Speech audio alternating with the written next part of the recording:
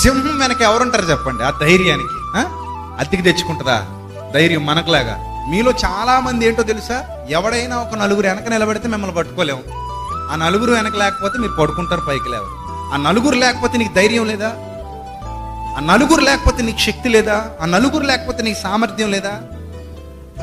లేదా 4 రూపాయలు చూసుకుని చాలండి ధైర్యంగా ఉందనుకుంటావా? అంటే ఆ 4 రూపాయలు లేకపోతే ధైర్యం లేదా?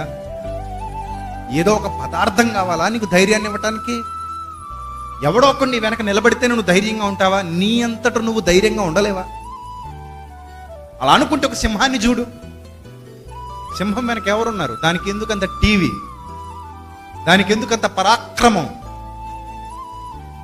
ఎవనికైనా నువ్వు భయపడి అంటున్నాడు, ఎవనికైనా నువ్వు భయపడి వెనుకకు తిరగని సింహం.